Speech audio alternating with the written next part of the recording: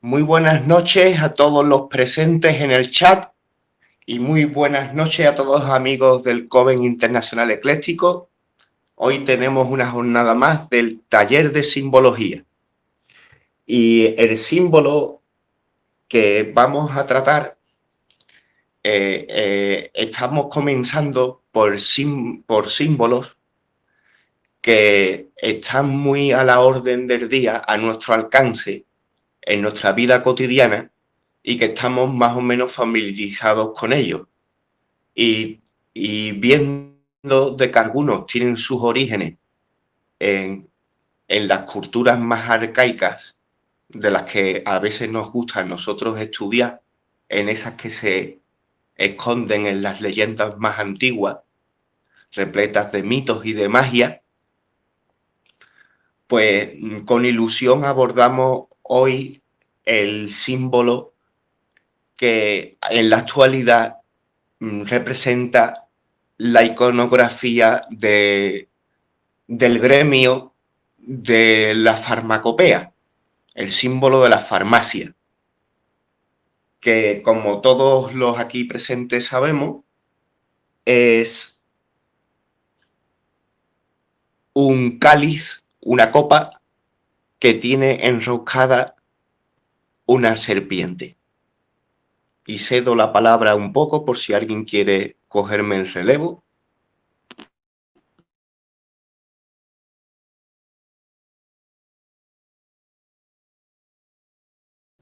Bueno, pues prosigo un poquito.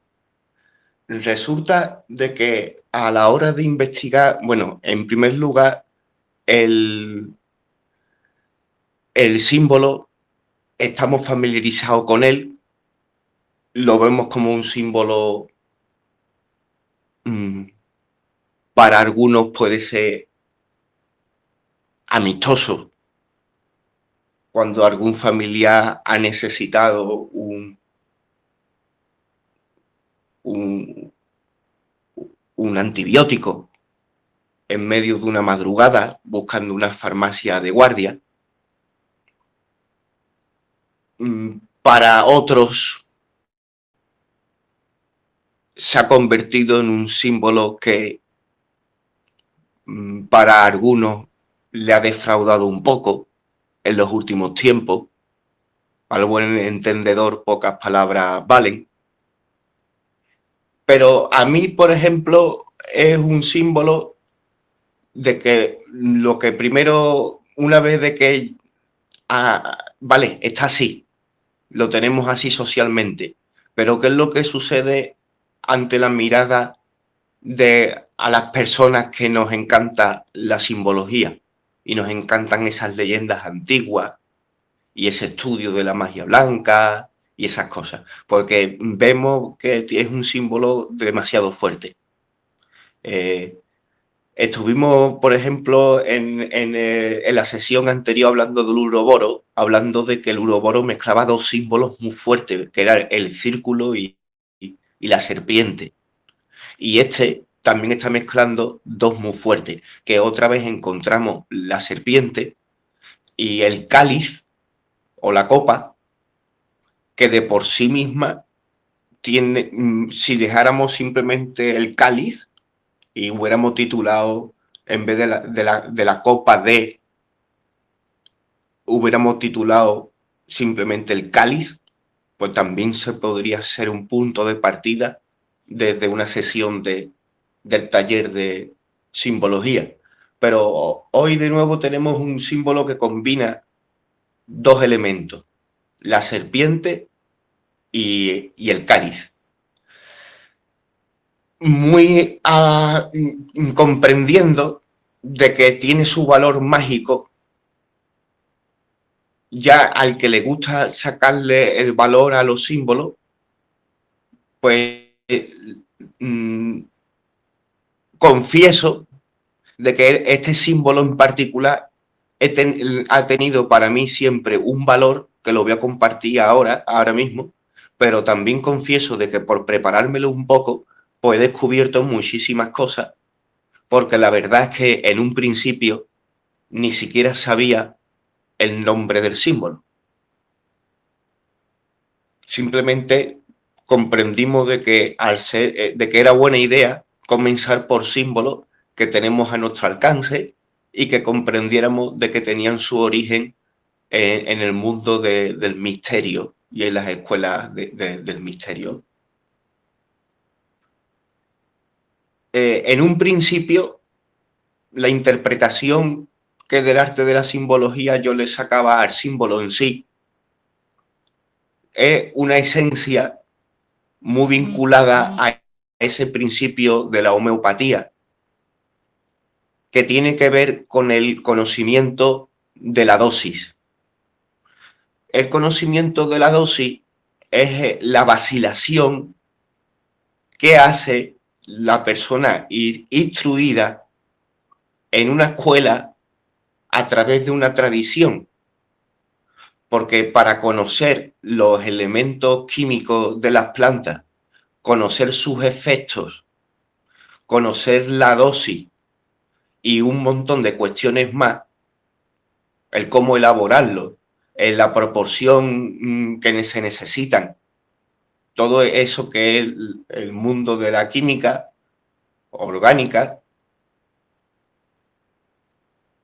pues sucede un poco como con la astrología, de que es un conocimiento que se pierde en el tiempo y que se pasa por tradición. Se va pasando de una generación a otra de forma oral a través de libros, pero lo que sí es verdad es que la generación que llega va cabalgando sobre ese conocimiento, ¿no? Y la astrología se ve muy claro porque se ve claramente de que para comprender el cielo han tenido que haber anotaciones de más de una vida. De ahí es donde viene la importancia a veces de lo que son las escuelas de misterios de la antigüedad, de que los proyectos que abarcaban eran proyectos que eran más grandes de una vida. Y proyectos más de una vida solo lo pueden llevar a cabo grupos extrañísimos, con códigos de honores muy marcados, con juramentos muy claros y con observaciones muy grandes. Y veremos qué vínculo tiene el símbolo con eso, ¿no? Y el tema de lo de la dosis es muy curioso, porque en la homeopatía que trabaja con elementos como el mercurio, el arsénico, el selenio, se ve claro el juego que hace, comprendiendo o dando a entender de que ciertas drogas, ciertas sustancias, ciertos elementos químicos causan el bien o el mal dependiendo de la cantidad en que se suministra en el cuerpo.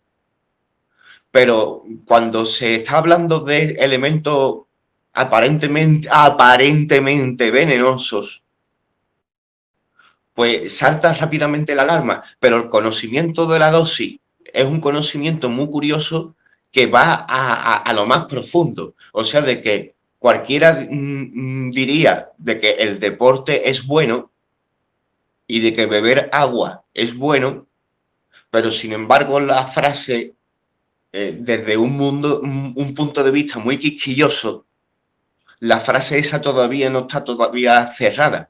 El deporte es bueno siempre y cuando no se practique en un exceso que te pueda llevar a un desgaste de tu esencia vital o que te pueda llevar a una lesión, por ejemplo, por poner un ejemplo, y que, por ejemplo, el tema del el beber agua es bueno, pero la verdad es que a nivel académico no se llegan a poner de acuerdo bien entre cuánto es bueno y cuánto es malo. Y hay veces que se ha llegado a recomendar e incluso beber 4 litros de agua diario, y algunos médicos de nuevas tendencias de los estudios que hay sobre la mineralización en el cuerpo para, por ejemplo, prevenir dolores como la fibromialgia, esos estudios que hay a través del magnesio y a través del control de observaciones de tu propia orina y ese tipo de cuestiones, pues te dan a entender de que verdaderamente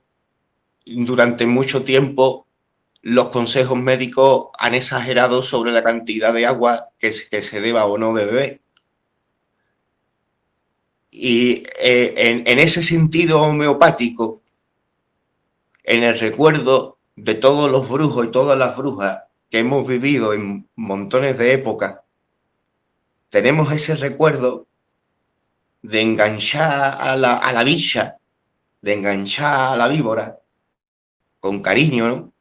Porque previamente incluso se le ha ayudado a alimentarse el que la tiene, y la cogen y la coge y se hace el gesto para sacarle el veneno, de hacerle que muerda con la cabeza, que muerda con los colmillos el filo de la copa.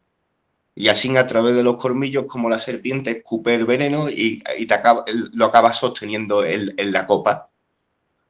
¿Y qué es lo que sucede? Lo que sucede es eso, ¿no? De que la homeopatía, el médico, la persona que ha entregado su vida a ese tipo de estudios, que pertenece a una tradición, que ha experimentado en cadena de tiempo durante tal vez un milenio o quién sabe, pues tiene ese conocimiento, el conocimiento del saber curar incluso con el veneno de serpiente. Y eso está ahí en un principio, pero hay más cositas que pueden llegar a surgir, pero de momento yo voy a ceder la palabra.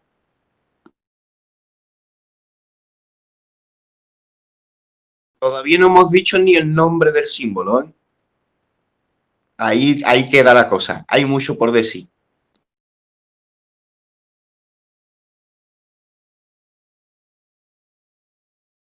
Vale, me ha costado entrar otra vez al grupo. Bien. Sí, lo que acabas de decir está acertado, aunque a mí me gusta irme a los orígenes de Higia como diosa de la salud, o de la sanidad más bien. El concepto de salud, sanidad no es... Higia tomó una relevancia y una importancia y un culto por las condiciones de la medicina, de curar a las personas que no tenían salud, vamos a decir, no ya la medicina, sino no había existido todavía. Entre otras cosas, pues por supuesto, era recuperar la salud de los seres queridos, la propia, en fin. Él tenía una función de un valor que merecía la pena pues destinar financiación y todo esto, que era recuperar a los soldados. En aquel tiempo la guerra era de otro modo y dentro de las diferentes fuerzas que se oponían en la guerra también había personal formado en reparar de las heridas. Incluso de eutanasia, un soldado que ya no era recuperable, pues por compasión se le facilitaba. Y de ahí surge el culto a esa actividad que será Higia, como lo acabas tú de descubrir. Y en al romanizarse, ya en Roma, eh, el nombre que recibía era Salud, que se aproxima más a nuestro concepto de salud actual. Y de ahí, ya con estos antecedentes, se inspiraron y fue en el siglo XVIII, 1700 y poco, el poco no me acuerdo, cuando definió el anagrama, el logo asociado a la farmacia, que es justamente el que acaba de describir, la copa y la serpiente. Y no me parece, si te vas al siglo XVIII, la curiosidad de aquella época, pues, pues, masones, o había como un atractivo a los periodos clásicos, al Egipto que se estaba descubriendo en aquel momento y demás, le llamaba mucho la atención la simbología de aquellos periodos antiguos. La copa seguramente se conocía que se podía significar, es completamente femenino, o hay una gran unanimidad en los que analizan este tipo de asuntos, la La simbología. diosa, la diosa sí era representada con una serpiente enroscada en una mano y una copa en la otra, ¿no? Es posible porque hay varias versiones para representar a Higia.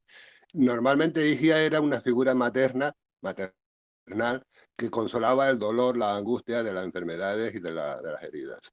Más que la búsqueda del remedio, era el consuelo de las personas que padecían.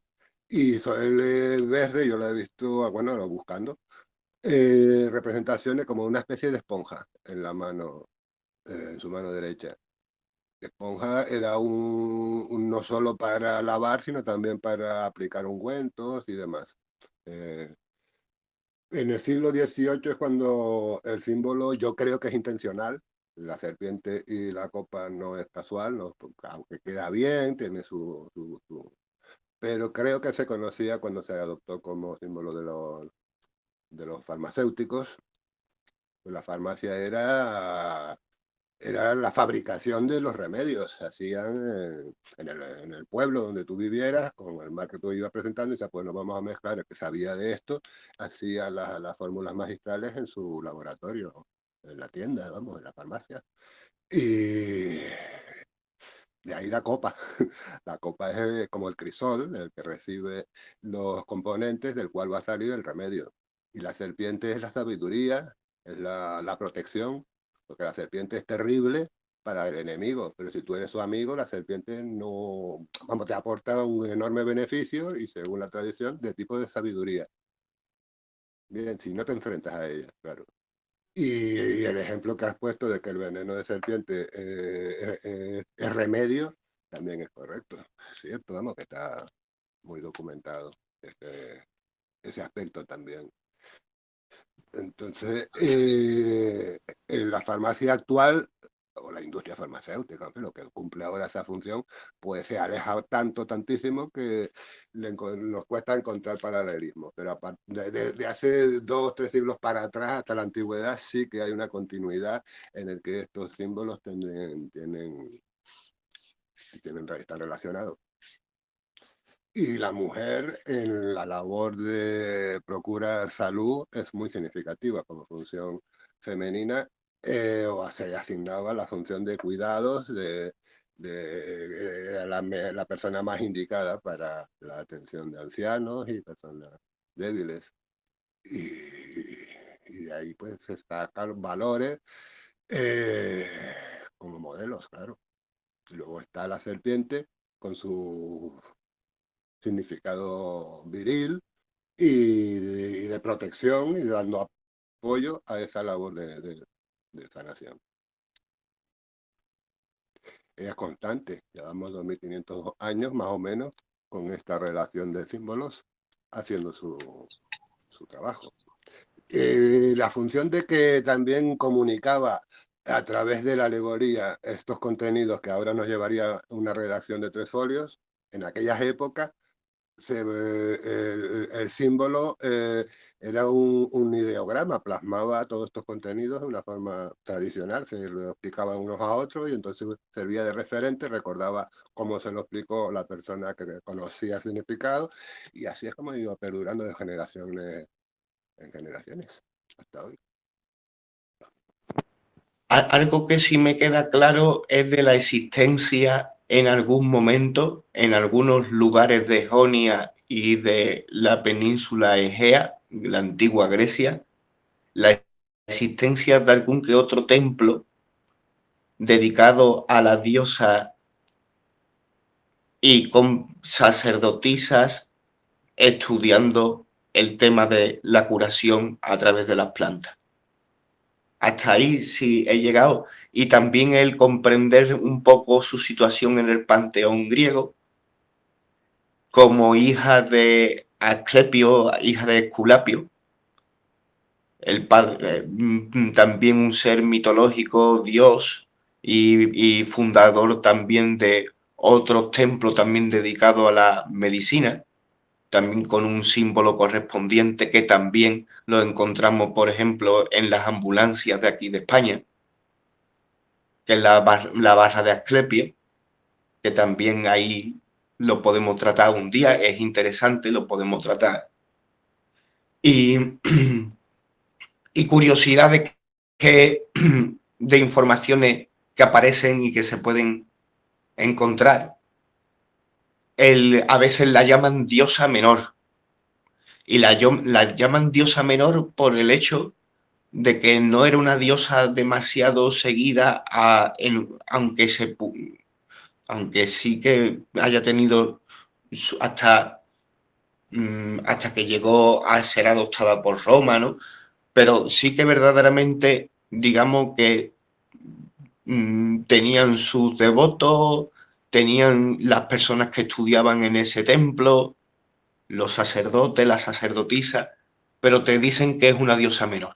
Te da a entender de que había diosas más populares como Artemisa, como Atenea, que se consideran diosas mayores, porque tenían festividades más amplias, muchos devotos, muchas pasiones, ese tipo de cuestiones.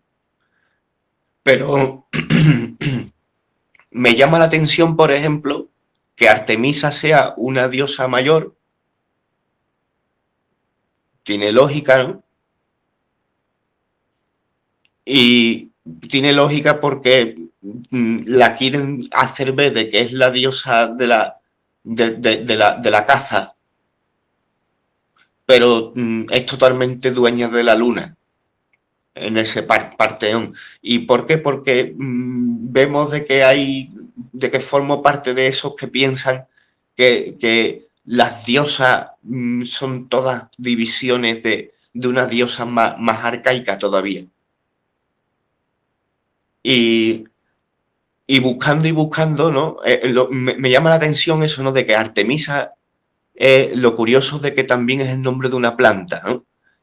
Y sabemos de que en la mitología griega, montones de dioses y de diosas se transforman en plantas, como por ejemplo Dafne que se transforma en laurel, etcétera, etcétera, ¿no?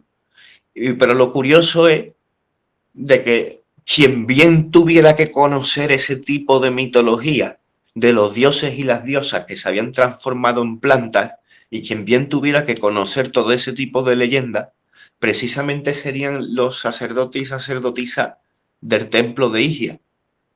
Lo digo porque se dedicaban a estudiar las plantas, ¿no? Y como algo curioso también es de que se llega a decir de que en un comienzo muy antiguo, en épocas muy arcaicas, muy prehistóricas de esa población griega, te dicen de que Higia llegó a ser un epíteto de Atenea.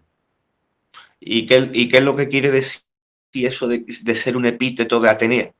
Resulta de que incluso en nuestros días perduran ciertos cánticos que han sido guardados incluso en secreto a través de toda la Edad Media, y a nuestros días han llegado algunos cánticos griegos en donde yo no sé de que te dice de que Higia fue un epíteto de Atenea, pero alguno que otro he llegado a oír que ha sido representado en el presente intentando salvar los obstáculos que pudieran ver si eso se ha desvirtuado o no se ha desvirtuado, ¿no? Pero he visto, por ejemplo, uno que se hace a Baco, a Bache, y lo curioso es que te dicen que Baco es Dionisio en romano, y sin embargo, en ese cántico a Dionisio, en griego, se dice en griego perfectamente invocando a las ninfas, invocando a las musas, invocando a Baco, y esa es la traducción del comienzo. Y luego continúa, dice, invoco a Dionisio, invoco al dios triple, triforme, trimurte, invoco, invoco, y todo y te da a entender de que es un cántico muy primitivo, y, y, y que todo es a Dionisio. Todo es a Dionisio. Y Dionisio, verdaderamente, el origen de esa palabra Dionisio puede ser la palabra divinidad en masculino, lo mismo que Diana es como decir diosa, como es un decir Dios es diosa.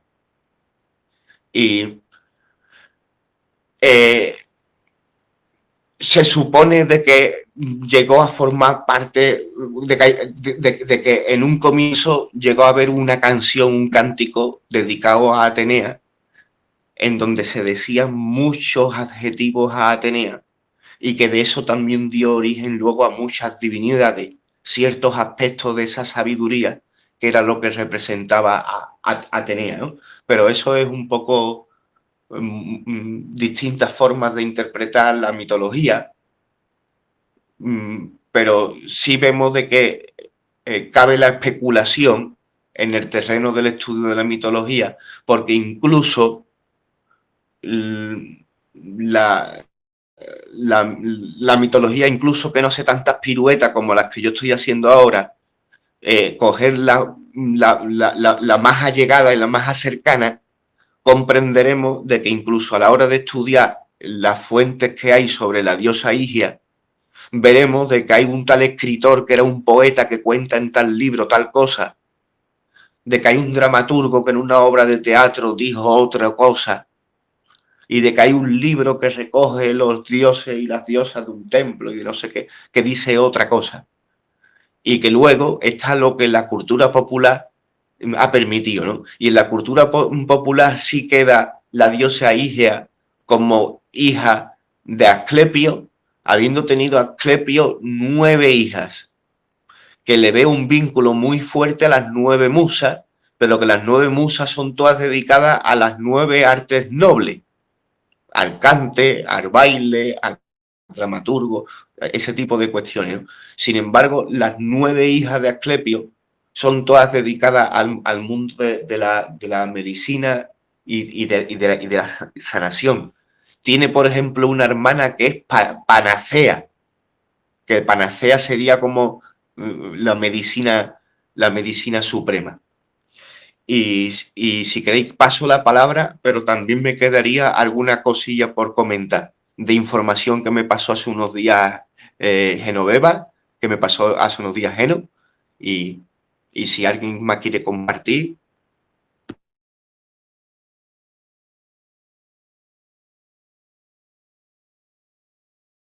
Bueno, y nadie...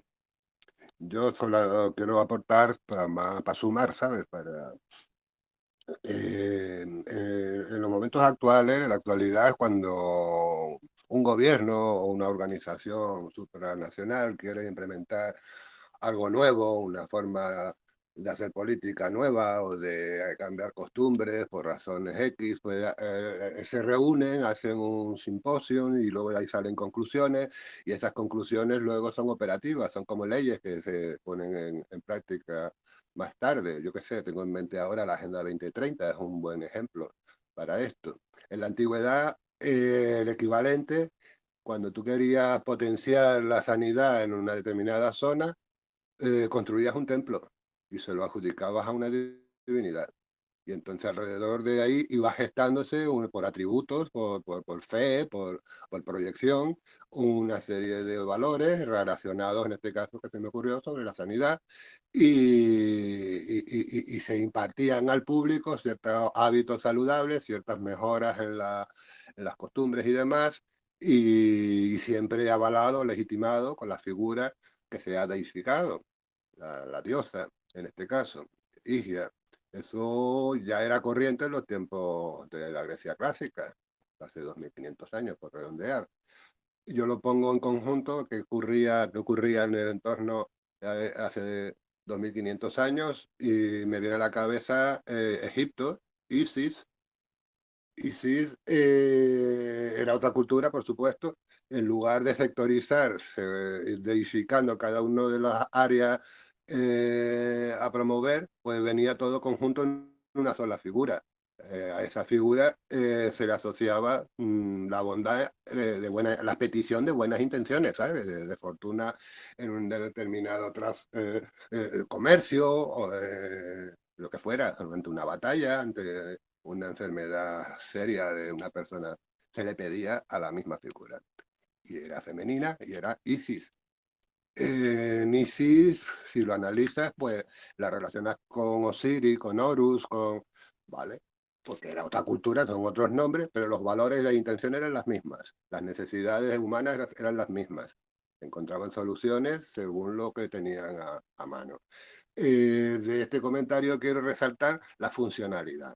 En aquella época estas cosas sucedían por un motivo funcional, práctico, de resolver cuestiones casi cotidianas. Y van quedando como bagaje según vayan transcurriendo las generaciones. Ahora mismo podríamos plantearnos dos modos, dos formas, dos hipótesis. Una puede ser que las culturas surgen de forma espontánea en diferentes puntos, sin contacto entre ellas, sin conocerse mutuamente. ¿Por qué? Porque se encuentran soluciones a problemas, pues soluciones similares. Y la otra opción sería que hay una genealogía en la que una cultura es imitada por otra posterior, esa a su vez se deriva en las que vinieran luego hasta el día de hoy. Con lo cual, pues, yo creo que lo que sucedió en realidad sería una combinación de las dos opciones, ¿no? En algunos casos serían genuinas, se debían a sí mismas, y en otros casos, pues, se iban aprendiendo o se iba trasladando población con esos conocimientos adquiridos en la previa y la desarrollaban en sociedades posteriores.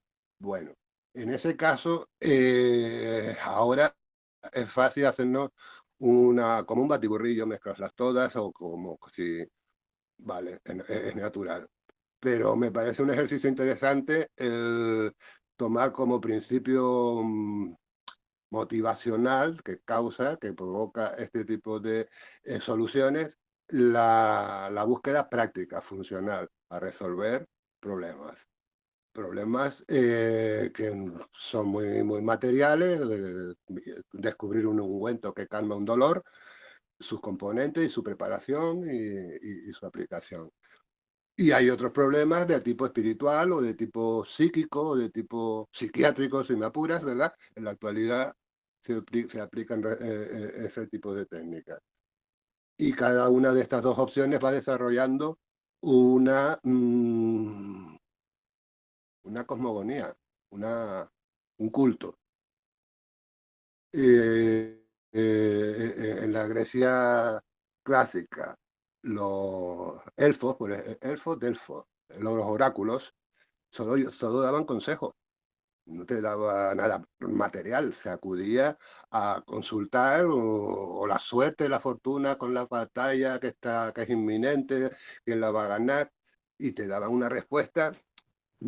Perdón, pero es que me salta el tener el poder, el deseo de saltar un poco.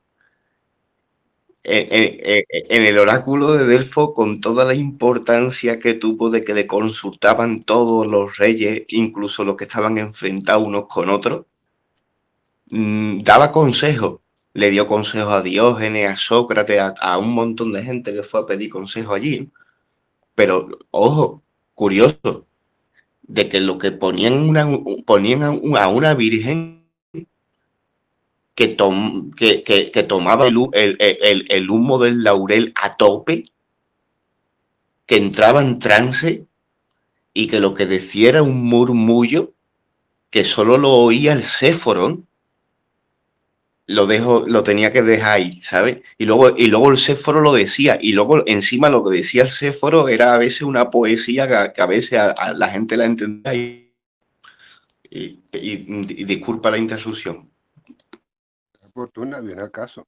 Pero de lo que se extrae es la parte práctica, no el método que usaban, pues es interesante también, pero El método se me viene a la hemos, cabeza ahora el tema de las apariciones. Lo que pasa es que ya es irme por los cerros de Úbeda y mezclar demasiadas cosas. Pero se me ha venido a la cabeza lo que estuvimos hablando días atrás de las apariciones marianas y esas cosas. No, no sé cómo llegaba a enlazar tal cosa, pero sí es un poco. viene al caso, Manuel, o por lo menos la intención mía. Como cualquiera que sea las formas que tome, en definitiva, la causa es intangible, se busca solución, se busca algo práctico, aplicable, consuelo o consejo, y tenía un retorno, tenía un efecto, tenía una aplicación que fue determinando, según las decisiones tomadas en base a esas prácticas, que fueron moldeando el devenir de la historia, la fueron se aplicó y tuvo sus consecuencias. Y eso sucesivamente durante siglos y siglos ha sido así. Entonces hay como si fuera el ángulo muerto al que no llega el raciocinio, no llega el cálculo, no llega la parte, digamos, más... Se recurre a la hipótesis, se recurre a un consuelo anímico que te coloca en una posición de actividad. Como fui consolado, ahora estoy en activo y aplico lo que fuera, el guerrero en la batalla, el matemático en sus cálculos y el ingeniero lo convierte en una cosa práctica. Eso es lo que daba función, le daba sentido, era práctico, era útil, era valioso.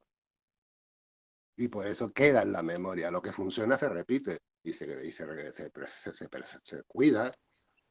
cuida y se transmite a las generaciones posteriores. Pues voy, Quiero decirte que en aquella época tenía sentido y hoy en día ha cambiado la cosa. Al final podría contrastar todo esto de la antigüedad con la actualidad, en donde estamos bastante despistados, porque la funcionalidad práctica, racional y cartesiana por sí sola no lo resuelve todo, todavía hoy en día. Y ahí viene a caso lo que acabo de mencionar de las apariciones marianas y de la reacción social frente a ese fenómeno, que es bastante llamativo, porque cumple una función. Está a, justificado. a mí el juego ese de, porque sé que, mira, las apariciones son y yo no estuve allí, ¿no? Luego sí sé que hay un juego, luego comprendo, al haber visto 3 o 4 documentales sobre Lourdes y Fátima y esas cosas, pues llego a comprender de que hay una trama sobre el cuándo revelar tal secreto, cuándo revelar tal milagro, uno le dijo en el oído antes de morir a no sé quién, y todo eso me ha recordado al susurro de la Virgen del oráculo de Delfos. Y, y a ver qué más cositas había de cosas que me han resonado de lo que hemos hablado, del misterio de las conexiones que ha habido siempre a lo largo del planeta, ¿no? De que si hay telepatía o simplemente ha habido siempre conexión comercial o el tema de las mismas soluciones a los mismos problemas, ¿no? El manuscrito Borgia. Estoy por compartirlo estos días, estoy también mirándolo un poco y trabajándolo un poco. Es de cultura mesoamericana, lo digo así porque se discute su origen, se tienen grandes evidencias de que es de la cultura esta que hemos tratado, de los toltecas, de los náhuatl y eso, y son unos manuscritos muy bien conservados que se saben que son precolombinos. Y los expertos comentando a pie de página las ilustraciones te comentaban, o sea, no solo te interpretan la lámina, sino luego te hacen ciertos regalos.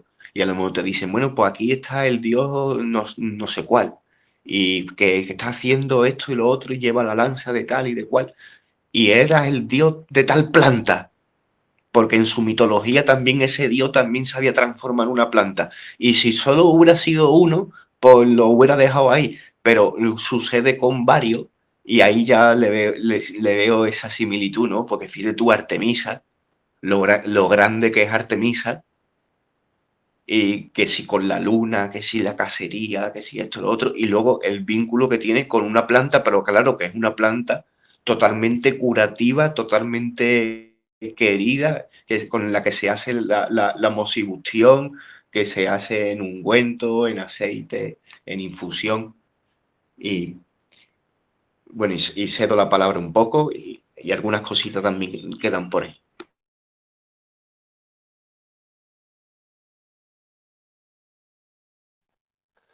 eh, la función del el prestigio del que te da una información es bastante significativa. La solución que te ofrece va unida al prestigio de la persona que te la ha ofrecido. Y el efecto de curación, de sanación, está en relación con esto. Si se descubre que y a lo largo de los miles de años el ensayo y error ha funcionado y se descubren pues, de plantas que la hoja de esta planta combinada con aquella raíz consigue la cicatrización de una herida y efectivamente es así. Es así. Pues ese descubrimiento, para no perderse, tiene que atribuírsele una categoría, un rango, lo elevan a un nivel parejo a alguien de mucho prestigio, y qué más prestigio que la diosa, el dios, o, y de algún modo el efecto placebo está relacionado con esto que estoy diciendo. Eso sucede en todas partes me refiero a culturas de todos los continentes y en cualquier época. Y queda en la memoria, por, entre otras cosas, por la necesidad del trasvase generacional, que las generaciones futuras sigan disfrutando de esa planta que hace esa curación. El prestigio es la palabra clave para asociarlo al objeto que efectivamente tiene cualidades curativas, pero perseverar en el tiempo en el uso de ese remedio. Es una confianza que se le pone encima, es un atributo. A esa planta se le asocia un atributo de prestigio, de elevado. Se protege con leyes los lugares donde esa planta crece o donde esos recursos se encuentren en general. Y está en la mente humana, está en que cualquier sociedad, cualquier característica que tengan, tienen estos detalles en común. Yo no sé si se llega a poner en los genes o qué, pero efectivamente las sociedades progresan con ese recurso, asociando un valor superior a un objeto cotidiano. De otro modo se quedaría en la ignorancia, o se olvidan, o se confunden, pero si tú lo conviertes en sagrado, ya no ocurre eso. Ya hay personas que dedican su vida al cuidado y al cultivo de esos recursos, porque tienen un reporte práctico para la sociedad del momento. ¿Cómo lo haces? ¿Cómo haces que asociar esa idea, ese objeto y el uso de ese objeto? Pues con representaciones pintadas, esculpidas y ya últimamente escritas, ¿no? Yo no le veo más a esto. La pregunta, ¿por qué la serpiente es un atributo sagrado de Shiva desde tiempos inmemoriales y también lo es de Higia y también lo es de la cobra de los faraones? En fin, que se la llevan en la frente, el tercer ojo, le atribuyen, pues sí, a mí me llama a responder a esa pregunta. ¿Cómo sociedades están en América, la serpiente es sagrada y tuvo, ¿no? Periodos de un gran prestigio asociado a su... Pues sí, sí. Esa es la cuestión que nos tiene aquí. Las culturas antiguas nos enseñan, creo que nos quieren enseñar todavía hoy, que esos fueron descubrimientos revolucionarios que merecieron la pena perpetuarlos, y hoy nosotros estamos en que, ¿y por qué no tienen protagonismo en este momento actual? Pues bueno, corremos el riesgo de que esta sociedad y este mundo que vivimos en este momento también cumpla el destino de otros imperios y de otras sociedades, de otras civilizaciones que declinan y desaparecen. Si no quedó en la memoria o se cortó la memoria en este momento actual, el futuro está comprometido. Esa es la cuestión. ¿Por qué? Porque ya no representamos simbólicamente. En la actualidad no. Ahora tenemos a Windows, bueno, Microsoft y todas estas cositas que son iconos, que son memes, que son tal, pero que en mi caso concreto yo puedo decir aquí que tengo esa inquietud. O por ahí me motivo a entrar en el lenguaje simbólico, mistérico, no sé cómo llamarlo, pero ya sabemos de qué estamos hablando. Y la magia, por supuesto, también está vinculada a este razonamiento.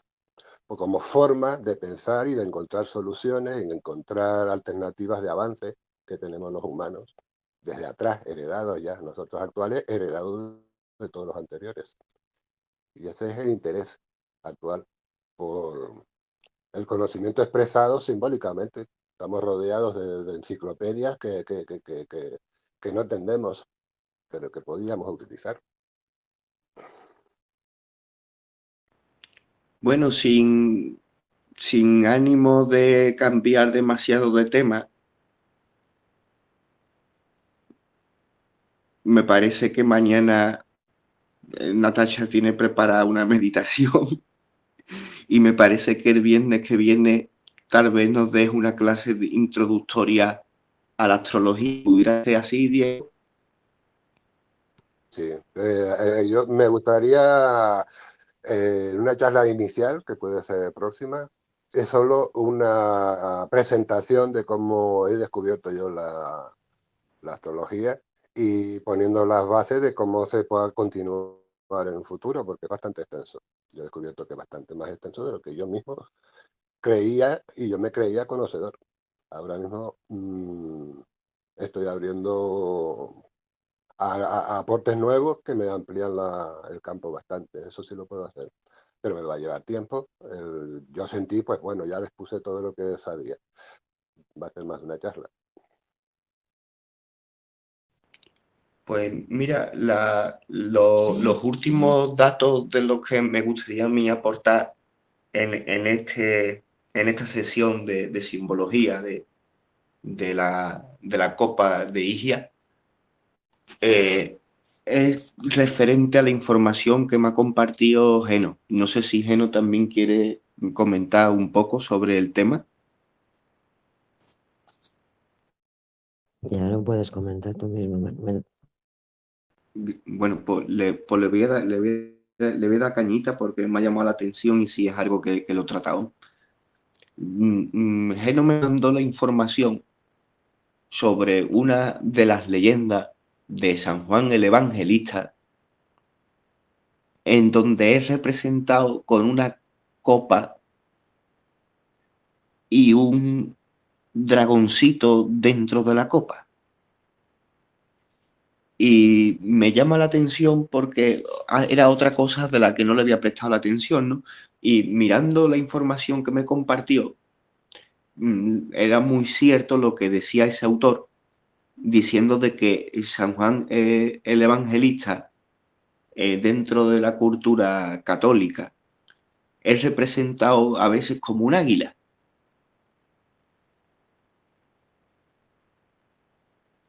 El motivo por el cual está representado como un águila, yo sé por qué lo representan como un águila.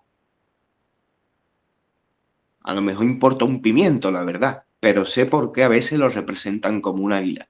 Y es porque el Apocalipsis, las revelaciones, se le atribuye al propio San Juan Evangelista. Y ahí hay un párrafo, en la Biblia no se dice párrafo, que te cuenta un proceso totalmente astrológico contando las cuatro casas importantes que forman la cruz dentro de la astrología. Y en la época antigua, las 12 constelaciones del zodiaco tenían a veces nombres diferentes. Habían cambiado, se habían truncado. Acuario sí era la mujer del cántaro, pero a veces algunos se habían cambiado por otros, tenían otros tipos de nombres. A veces al escorpión se le ha llamado Fénix, a veces a otro se le ha llamado de otra manera. A Leo siempre se le ha llamado Leo, ¿no? Y resulta de que como hay 4 supuestos evangelistas, la Iglesia Católica, luego por otro lado, sin haber escritos de ningún lado, te cogieron a los 4 evangelistas y los pusieron a cada uno formando esos 4 pilares descritos en el Apocalipsis, y en la parte del águila te pusieron a San Juan. Y a partir de ahí, en montones de representaciones de San Juan, evangelistas, le ponen a veces el águila, ¿no? Pero resulta de que el escrito ese que me compartió Geno te decía, oye, recordad de que también hay otra representación de San Juan Evangelista que es más arcaica, un poquito más arcaica, un poquito más atrás, que es San Juan con la copa y un dragoncito dentro de la copa. A mí me llamó muchísimo la atención porque hay un señor, ojalá recordara su nombre, un youtuber, un señor estudioso de la historia alternativa, que hizo un trabajo hermoso sobre la parte de la Catedral de Sevilla en donde está la supuesta tumba de Cristóbal Colón. Y en la Catedral de Sevilla hay unos pocos de reyes de la antigüedad española enterrados ahí abajo, pero a Colón no lo tienen abajo. A Colón lo tienen en la capilla principal, en la parte de atrás del órgano, y te tienen unas estatuas de 4 personas, bastante grandes las estatuas, y que están llevando el ataúd de Cristóbal Colón, y en ese ataúd es donde se supone que está Cristóbal Colón.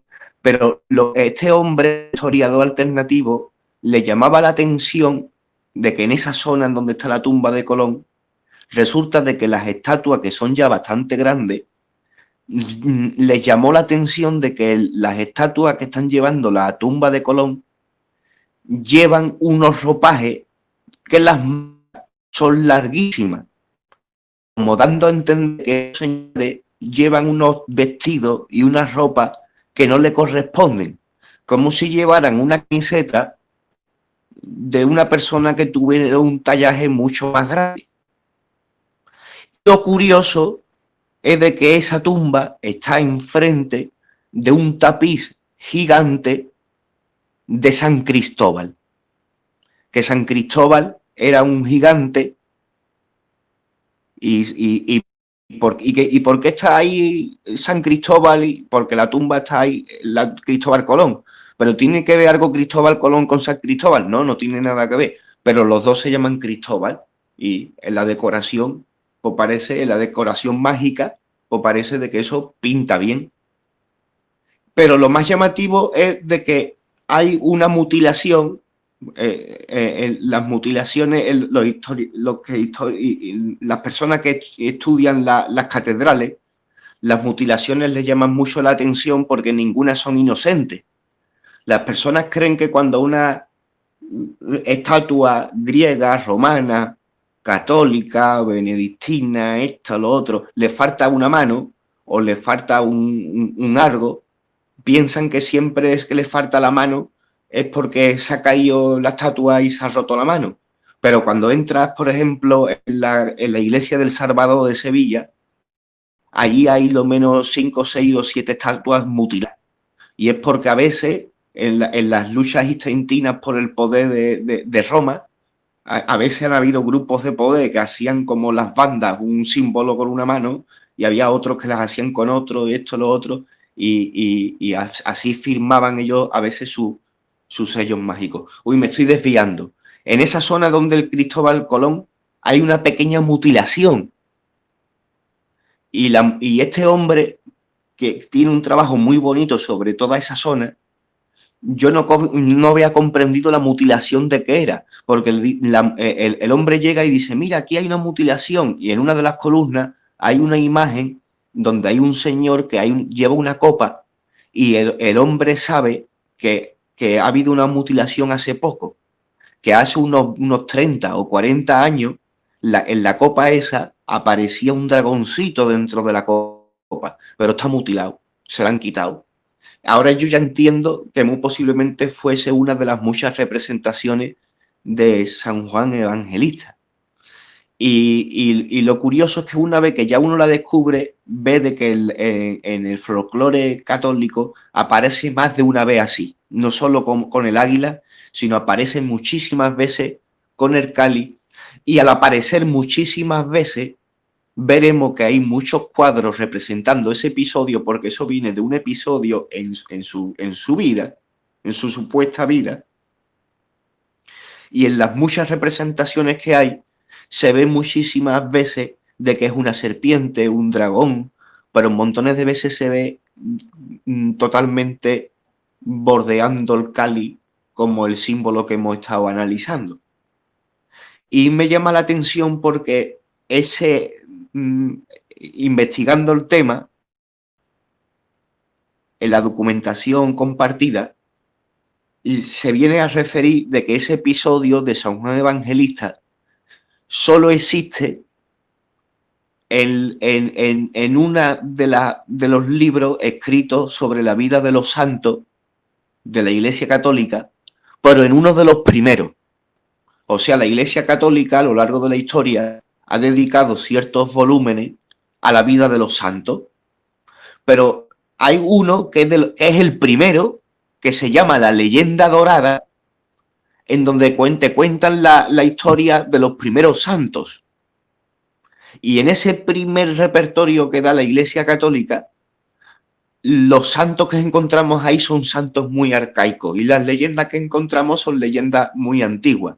Entre ellas, ahí en la Leyenda Dorada, encontramos la leyenda del cáliz con el dragoncito de San Juan Evangelista y encontramos la leyenda del gigante San Cristóbal. Entonces, con todo lo que yo me he enredado, veo que no tenía nada que ver una cosa con la otra, pero sí hay que reconocer de que enredadas están las cosas. Y ahí están, ¿no? Y la leyenda esa de lo del cáliz con el dragoncito, con la serpiente de San Juan Evangelista, porque supuestamente San Juan Evangelista evangelizando en esa zona, te dice la leyenda que era en Efeso, había un sacerdote, supuesto sacerdote, sumo sacerdote del templo de Diana. Es curioso porque si estaban en Efeso, no sé por qué le estaban diciendo Diana en vez de Artemisa, no lo entiendo. Tal vez sea así la cosa, tal vez hayan habido tantos templos, tantos epítetos que pudiera ser eso real o no. Y resulta de que en esa leyenda el sumo sacerdote pagano, malvado, maquiavélico, el malo de la película, pues se le acercó al bueno de San Juan Evangelista y le echó veneno en una copa de vino y se la dio a ofrecer. Y la leyenda cuenta algo bonito, que es que San Juan Evangelista cogió la copa, la bendijo y al bendecirla, el veneno se transformó en una serpientilla y que la serpientilla sí salió de la copa y que el santo se tomó el vino y que así, con la santificación que hizo, la bendición que hizo, no se envenenó. Yo me puedo quedar contento con esas enseñanzas porque sí creo en la fortaleza de bendecir las cosas cuando uno las siente de corazón, no como un mandamiento estricto de tenerlo que hacer siempre de una manera a la misma hora, o yo qué sé, cada uno la haga como quiera, creo en la bendición, pero me es llamativo de que simplemente se ve a San Juan Evangelista sosteniendo el símbolo en la mano. Está muy bien la historia que me cuentan, creo que hay moraleja y enseñanza en ella, pero al final lo que acabo viendo en la representación es, en toda regla, un señor, montones de veces, tengo que decirlo de esa manera, a veces incluso dicen que es señor nada más en el nombre, a veces incluso parece la mismísima diosa Higia, de lo afeminado que a veces se le representa.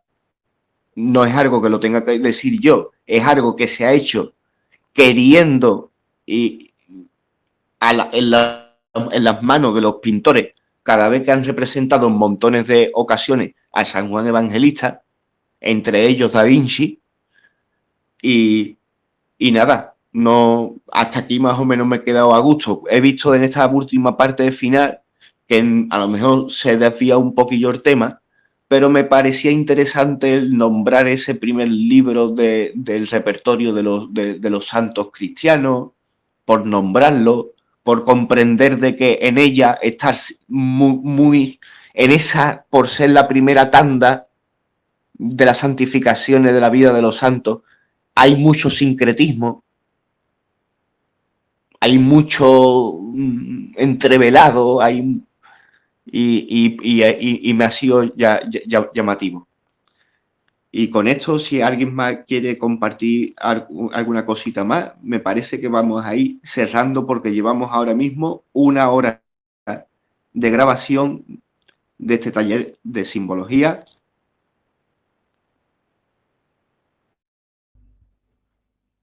Sí, Manuel, buenas noches. ¿Me escucha?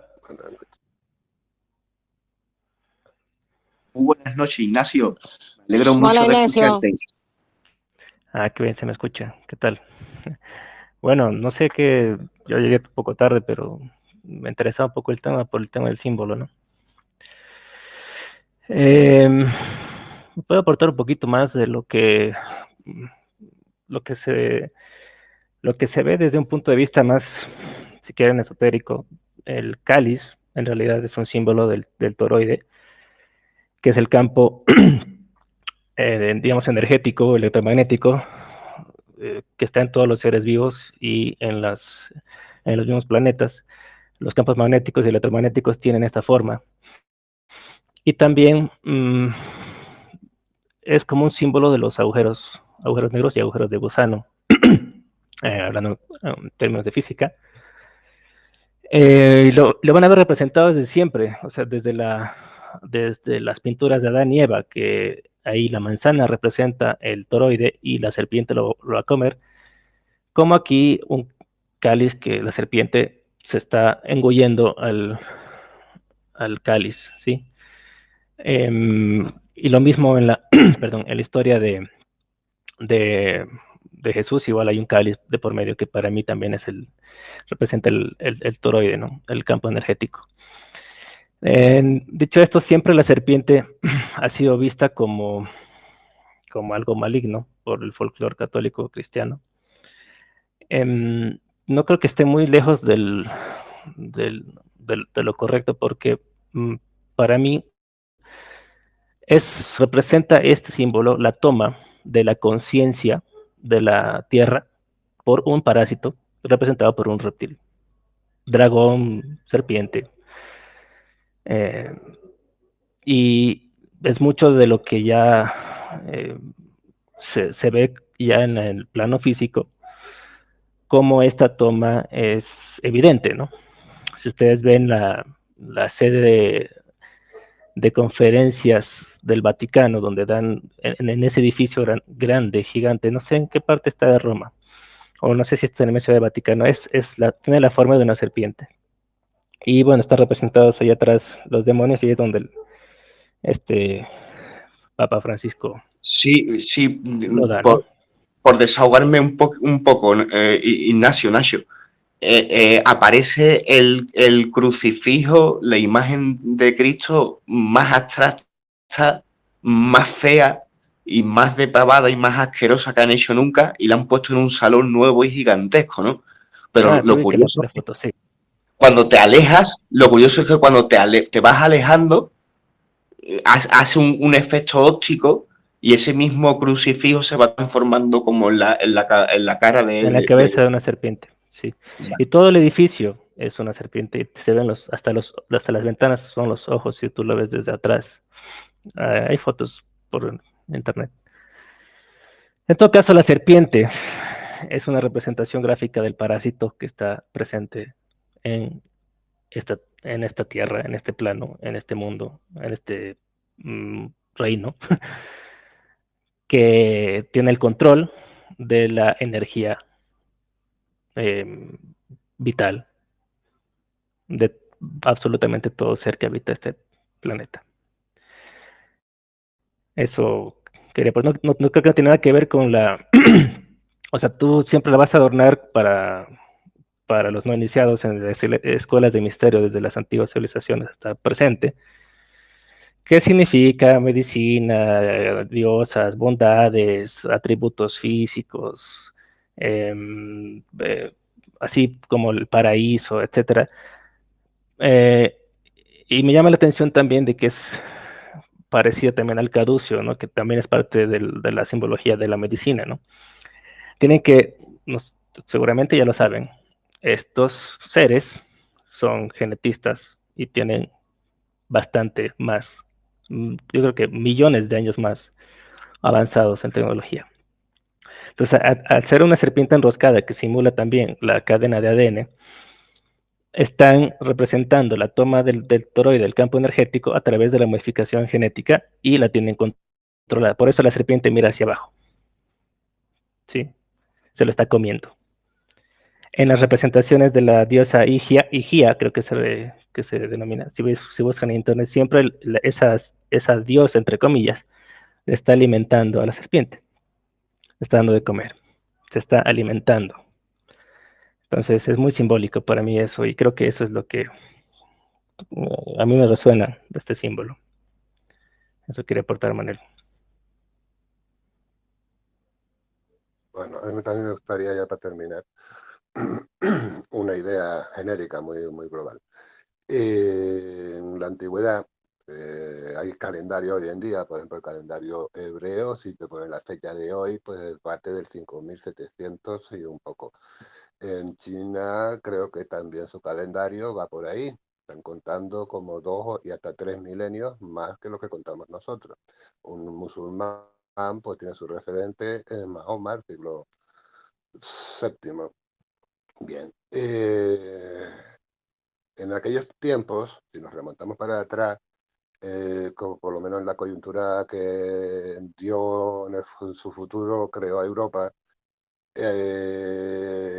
habrá que de Sumeria, Ur, Abraham y Sara, pues es el origen de referencia de los hebreos actuales, pero que nos involucra a nosotros culturalmente. El desarrollo de Sumeria, Babilonia y demás, como núcleo creador de cultura. Por el otro lado, Egipto y su historia y su cultura que conocemos, también de esa época, abarca el periodo antiguo. Y corriendo el tiempo surge la cultura de Canaán, de la cual finalmente el cristianismo actual encontró allí su cuna. Bien, ahí es donde me quiero centrar, porque el culto representado como simbólicamente, ¿no? Con sus dioses y sus figuras aladas o sus figuras los atributos que le ponían a sus referentes como pancarta duradera, se esculpía en piedra para que durara y toda la población veía como referente esas figuras. Ahí hay un discurso, hay una declaración de principios, hay una declaración de intenciones. Eso son, aunque tú solo veas una serpiente alada, se pueden escribir libros sobre el contenido, el conocimiento que ahí se reflejó. A lo que voy es a que nos olvidamos del culto a Baal.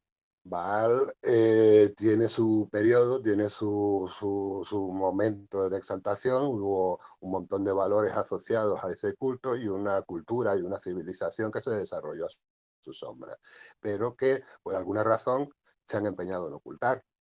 Es difícil, al curioso, al estudioso que quiera llegar a conclusiones, pues tiene que pasar por dominar mínimamente pues esas dos previas que fueron Sumeria y Egipto para descubrir a Baal. Baal es un poco algo de lo que se afrenta a la cultura que hoy vivimos, que sabiéndolo o no, somos herederos del Pentateuco y de los cultos hebreos a través del cristianismo. El cristianismo es una figura helenista, lo digo ya, no es semítico, no, se pretendió superar el culto hebreo a través no de Grecia, Grecia confunde, es decir, la Grecia antigua, la Grecia clásica, ellos se llamaban Helades a sí mismos, era cultura helenista, y son muchos pueblos asociados compartiendo idiomas y relaciones, en fin. De ahí es el cristianismo actual. Yo quería centrar o poner en el candelero a Baal como objeto a estudiar en futuras charlas que demos y la simbología que asociada a esa cultura, ya no digo el culto, digo el cultura basada o legitimada en los principios deificados en Baal, porque de ahí bebió o llegó a estar relacionado tanto con Sumeria como con Egipto. Y como referente a partir de Moisés, un egipcio, conquistando Canaán, impone unos códigos de ética y de comportamiento y de valores y de conductas creó una sociedad. Bien. Y ahí lo situamos rondando 500 a.C., hace 2500 años. Mucha de la simbología actual nos induce a confusión, contradicción, a desencuentros por esos vacíos que son los borrones que se ha hecho sobre referencia a ese baalismo, me atrevo a llamar. Y lo propongo como orientación de que merece la pena de quitar esos borrones, descubrir qué hay debajo, porque probablemente encontremos una coherencia que en este momento no tenemos. Y la postura que acaba de exponernos Nacho, pues probablemente en algún momento futuro encontremos relación de descubrimientos con la tecnología actual sobre cuestiones de frecuencia, de vibración, de radiaciones, de comunicaciones, conectándolo con algo del pasado, borrado, pero que sucedió y que existió en el pasado. Eso como hipótesis de trabajo a mí me apasionaría bastante. Sí, pues digo, déjame decirte, el culto a Baal jamás ha sido borrado, o sea, y sigue bastante presente. Está tan presente hoy que es más fuerte que hace 6000 años. Baal, Satanás, Lucifer, todos los señores del mal son beatificados en esta sociedad, ocultos, pero se los sigue adorando, y más todavía. Es decir, si yo, es como que si tú fueras el presidente detrás de las cortinas, tú pones a unos al frente, pero el teatro es tuyo y tú eres el dueño del teatro. Entonces, las adoraciones en todas las religiones, ¿no? Por ejemplo, eh, se hacen cultos a todos estos seres. Les gusta o no admitirlo, es así, es así. Eh, y tú ves en todos los monumentos masónicos, ritos masónicos, edificios antiguos, juegan mucho con la numerología, ¿sí? Pero esa numerología la invierten para generar un efecto negativo. Entonces, estos seres del mal se alimentan de malas energías. Por eso es que siempre consumen ese poder. Para mí, o sea, están más activos hoy día los ritos y cultos de estos seres que antes. Y para mí no es que se ha perdido. Eso quería decir. Sí, Nacho, tienes razón. No, yo no quise nunca decir que se hayan perdido, sino que están ocultos. Tienen un borrón encima para que no los veamos, pero sí que están operantes. E incluso me atrevería a exponerlo en una pugna, o no sé, eterna.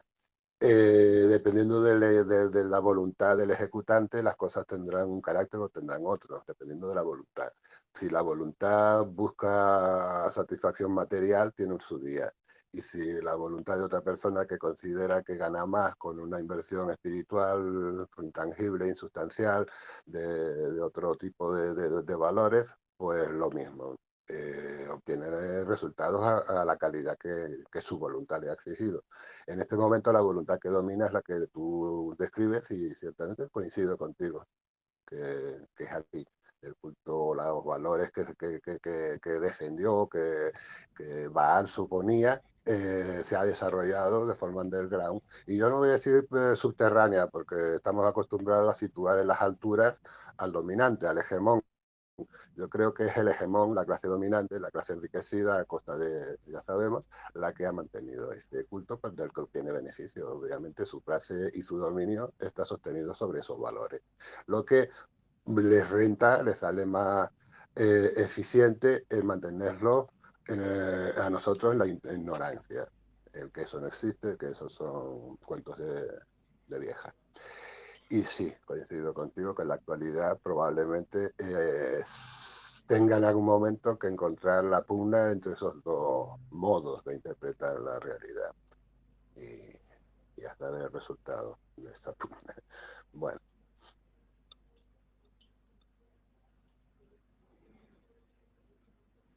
Sí, igual coincido. Digo, por eso el mundo está así. Ese es el resumen. No va a cambiar esto.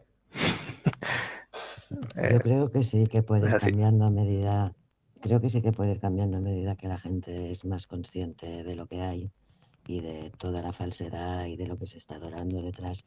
Y se me ha venido a la cabeza una imagen que la comento, que es Buda y los nagas. Buda sale muchas veces envuelto por serpientes protectoras. Y ahora no veía yo el hilo entre la serpiente maldita y las otras serpientes. Bueno, lo suelto, me ha venido. Y bueno, o sea, son tan reales como nosotros, solo que no los vemos.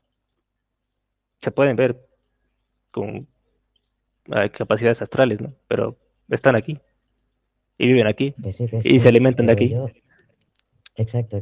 Si esto no, yo creo que no lo dudamos y está muy bien ser consciente de ello y no ignorarlo y saberlo porque es la lucha verdadera. Pero mi pregunta estaba relacionada con, estábamos hablando de la serpiente y el cáliz, pero a mí me ha venido a la cabeza la figura de los nagas. ¿Sabéis las nagas, las serpientes? Ajá, con Pues, cola que vienen del mar. sí, pero sobre todo la imagen del Buda protegido por nagas. Es que no sé si incluso cuando está debajo de la higuera viene una gran tormenta y también le protegen. Pero ahora no sé si Es me lo que, estoy inventando. sí, es que obviamente estos eran los protegidos por los seres nagas. Todos han sido así durante toda la historia. Fíjate los monumentos que hay en India o en Japón o China. Dibujan a las serpientes detrás, creo que en México también, detrás de los hombres y son más grandes. A ver, yo creo que hace varios miles de años, como la percepción no estaba tan borrosa, digamos, no estaba tan alterada genéticamente, pues yo creo que los primeros humanos, si bien tenían un nivel intelectual inferior al que nosotros en teoría tenemos, tenían un nivel emocional superior que al que nosotros tenemos ahorita. Entonces sí podían verlos. En las sociedades antiguas siempre se dibujaban a los dioses con cabezas de animales. Bueno, pues para mí existían y los veían así. Y eran experimentos hibridizaciones que hacían para controlar a la primera sociedad, les enseñaron la agricultura, eran más grandes, eh, tiene mucho sentido. Eh, hasta que eventualmente tuvieron que, pues, modificar la percepción humana, o sea, hacernos nuestra visión más corta. Ustedes saben que el espectro electromagnético de la luz tiene muchos rangos, microondas, rayos X, rayos gamma, ondas de radio, y está el espectro visible de la luz, que es el que nuestros ojos, nuestras células de los ojos pueden percibir, que es un rango ínfimo, que no es creo que ni el 3% de lo que en realidad se ve. Es decir, que toda la luz que entra a nosotros en el día a día, de ese podemos ver solo el 3%. Es decir, que pueden haber muchas otras cosas que están pasando en las otras frecuencias, pero que no las podemos ver. Por eso decía que la otra vez, por ejemplo, que subieron un video de un ser saliendo de un tipo en blanco y negro, pues eso es montaje, porque una cámara no puede tener ese rango de frecuencias, ya, más que lo que el ojo humano puede ver. Pero de que están ahí, pues sí, se los puede ver, sí, con los ejercicios. Y creo que es la toma de conciencia que ha pasado hace tal vez 6.000 años, fue justamente cuando estos vinieron, implantaron una modificación a la evolución humana y, claro, son serpientes, son dragones, son seres que tienen esa apariencia, que no tienen algo que los humanos sí podían tener. Entonces, por eso están acá, ¿sí? Y guarda mucho con todos los maestros que han venido a lo largo de los siglos. Y las representaciones también están ahí. Es interesante para mí, por ejemplo, ver que en 6.000 años no se han tocado absolutamente ninguno de los puntos clave de esta matriz energética, ¿no? Todos los monumentos antiguos siguen ahí, o sea, todos los puntos, puede ser que estén deteriorados, tal vez un poco caídos, pero las pirámides siguen en pie en todo lado, desde México hasta Egipto, hasta China, o sea, no las han destruido, me refiero. Entonces, por algo, porque eso representa como los puntos de esta matriz energética que clasifican y dirigen la energía de los humanos terrestres, llamémoslo así. Bueno, hay más temas, ¿no? Pero basándonos en lo que es solamente esta simbología, pues sí, yo creo que es la toma de conciencia. Y creo que todos los cálices que se ven en los dibujos o en las obras históricas, me atrevo a decir incluso que hasta la ley de la gravedad, que no es una ley, la gravedad no es lo que enseña. Newton, que hizo, en teoría, o el cuento que dicen es que se le cayó una manzana en la cabeza, ¿ya? Entonces, la gravedad como conjunto, es como es una fuerza en realidad, rebote que la ciencia no la puede explicar de dónde viene todavía, solo son teorías. Bueno, es la toma de conciencia otra vez del toroide. Es como que la gravedad engulle a la manzana. Piénsalo así. Entonces, siempre que ven una manzana, cáliz, también el yin yang, el yin yang es un doble toroide en rotación visto desde arriba en 2 dimensiones. Es una representación gráfica del movimiento energético de nuestros campos electromagnéticos. Y obviamente la serpiente es la toma. Si no, no hubiera imágenes si no, el Vaticano no tendría una serpiente de monumento o de salón de convenciones donde hacen sus reuniones, ¿no? ¿Por qué no lo hicieron con forma de paloma blanca, digamos? O de león. Tenían que hacerlo con de serpiente, porque eso es lo que son. A esos seres les dan su poder. Y bueno, otro rato podemos hablar de otros más símbolos, pero yo creo que hasta ahí está bien. No sé, Manuel, ¿estás ahí? ¿Estás dormido? No, siempre atento y con mucha alegría, que hacía mucho tiempo que no compartíamos este espacio juntos y nada, darte las gracias por la participación y darle las gracias a todos los presentes, que seguimos manteniendo la antorcha encendida para que se nos vea en la oscuridad.